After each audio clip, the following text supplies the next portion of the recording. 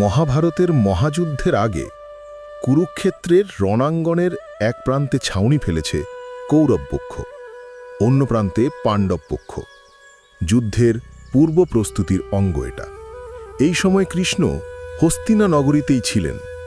তিনি এই যুদ্ধে পাণ্ডব পক্ষের সারথি। শ্রীকৃষ্ণ পাণ্ডব পক্ষে যোগদান করেছেন শুনে দেবর্ষি নারদ তার সঙ্গে দেখা করতে আসেন। শ্রীকৃষ্ণ নারদকে দেখে যথেষ্ট প্রীত হলেন এবং রসিকতা করে জিজ্ঞাসা করলেন, নারদ, তোমার মতো নিরামিষী লোক এই রণক্ষেত্রে হঠাৎ কি মনে করে?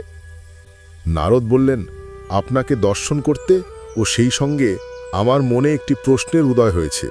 সেই প্রশ্নের উত্তর জানতেই আমি আপনার কাছে এসেছি। উত্তম, কি তোমার জিজ্ঞাসা, বলো। শুনলাম এই যুদ্ধে আপনি নিরস্ত্র হয়ে পাণ্ডবদের রথের সারথি হয়ে তাদের সহায়তা করবেন। আমার মনে হয় এটা আপনার পক্ষে সমীচীন কর্ম নয়, কারণ ভারতের জনতার একটা বৃহৎ অংশ আপনাকে ভগবান বলেই জানেন। সকলের প্রতি সাম্যভাব প্রদর্শন করা আপনার উচিত বলে আমি মনে করি। আপনার কাছে শত্রু মিত্র সকলেই সমান। সমাজ ধর্মে পাণ্ডব ও কৌরব উভয়ই আপনার পরমাত্মীয়। এক্ষেত্রে পক্ষপাতিত্ব গ্রহণ করাটা কি আপনার উচিত বলে মনে হয়?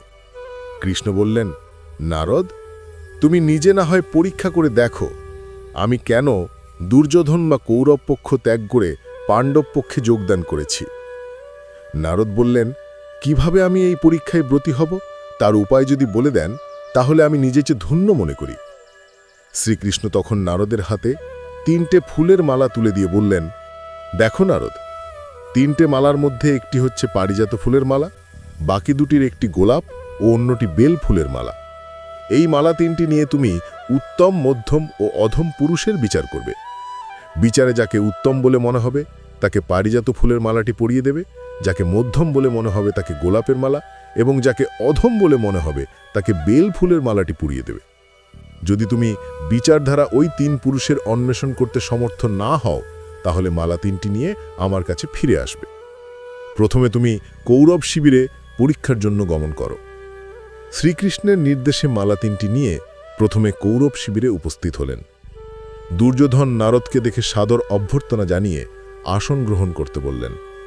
নারদ আসন গ্রহণের পর দুর্যোধন নারদকে জিজ্ঞাসা করলেন, দেবর্ষি, আপনার এখানে আগমনের হেতু কি জানতে পারি? নারদ বললেন, আপনাদের কুশল জানতে এবং সেই সঙ্গে ভগবান আমার হাতে 3টে মালা দিয়ে বলে পাঠিয়েছেন যারা আপনাদের মধ্যে উত্তম পুরুষ, মধ্যম পুরুষ ও অধম পুরুষ হবেন তাদের গলায় এ মালা 3টি পরিয়ে দিয়ে সম্মান জানাতে। এখন হে যুবরাজ, আপনি বলুন, আপনাদের মধ্যে উত্তম পুরুষ কে? যিনি উত্তম পুরুষ হবেন তিনি পাবেন ভগবানের দেওয়া পারিজাত কুসুমের মালা। দুর্যোধন বললেন, আমি থাকতে আবার উত্তম পুরুষ কে হবে? আমি জ্যেষ্ঠ কৌরব মহামানী রাজা দুর্যোধন। আমার চেয়ে উত্তম এই ভূমণ্ডলে আর কে হতে পারে? দিন দেবর্ষি, আমার কণ্ঠে ওই পারিজাত মালা পরিয়ে দিন। নারদ জিজ্ঞাসা করলেন, কিন্তু আপনাদের মধ্যে মধ্যম ও অধম পুরুষ কে?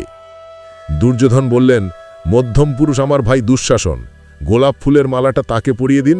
আর অধম পুরুষ উপস্থিত সভাসদদের মধ্যে যাকে হোক ভেবে নিয়ে বেল ফুলের মালাটি তাকে পরিয়ে দিন।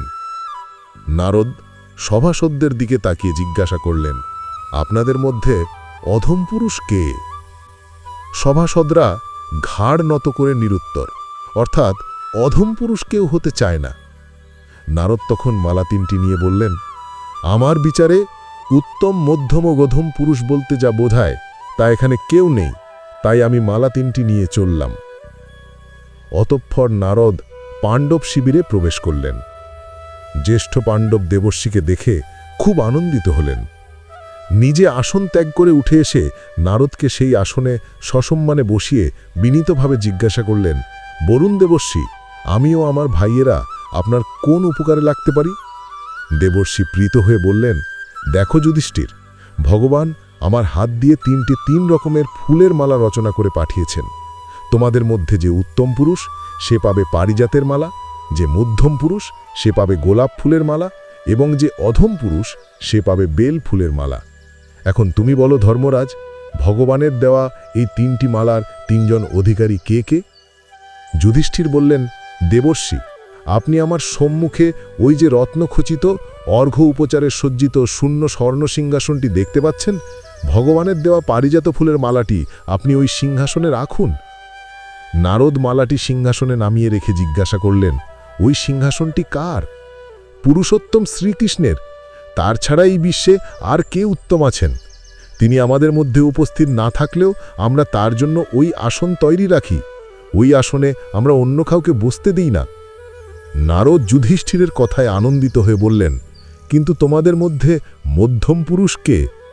কেন আপনি? নারদ সবিস্ময়ে জিজ্ঞাসা করেন, আমি? যুধিষ্ঠির বললেন, আপনি ভক্ত। ভক্তই ভগবানের পরম সম্পদ। ভক্তের হৃদয়েই ভগবান বাস করেন। ভক্ত যেখানে, ভগবানও সেখানে। ভক্ত ছাড়া ভগবানের মহিমা প্রচার করবে কে? ভক্ত ভগবানের সাধনায় ওঠেন, আর ভগবান ভক্তের ডাকে করুণায় বিগলিত হয়ে নেমে আসেন। তাই তো ভক্ত মধ্যপুরুষ। এই বলে যুধিষ্ঠির নারদের গলায় ইচ্ছাপূর্বক গোলাপ ফুলের মালাটি পরিয়ে দিলেন। নারদের শেষ জিজ্ঞাসা, তাহলে অধম পুরুষটি কে? যুধিষ্ঠিরের উত্তর, দ্যুতক্রিয়ায় হৃত সর্বস্ব মতিভ্রষ্ট এই যুধিষ্ঠিরই অধম পুরুষ দেবর্ষি। দিন, ওই বেল ফুলের মালাটা আমার গলায় পরিয়ে দিন। এই বলে যুধিষ্ঠির বেল ফুলের মালাটি নিজের গলায় পরে নিলেন। নারদ যুধিষ্ঠিরের ব্যবহারে ও ধর্মগুণে মুগ্ধ হয়ে বললেন, তাহলে আমি এখন আসি ধর্মরাজ, বিদায়। যুধিষ্ঠিরের কাছে বিদায় নিয়ে নারদ যখন শ্রীকৃষ্ণের কাছে পৌঁছালেন, তখন শ্রীকৃষ্ণ তাকে দেখে জিজ্ঞাসা করলেন, কি নারদ, পরীক্ষা করে দেখলে? নারদ মাথা নত করে যুক্ত করে শ্রীকৃষ্ণকে উদ্দেশ্য করে বললেন, প্রভু, আমার প্রশ্নের উত্তর আমি পেয়ে গেছি। আমি এখন আসি। যাওয়ার সময় নারদ মনে মনে উচ্চারণ করলেন, নহং জানে মহিমা তব।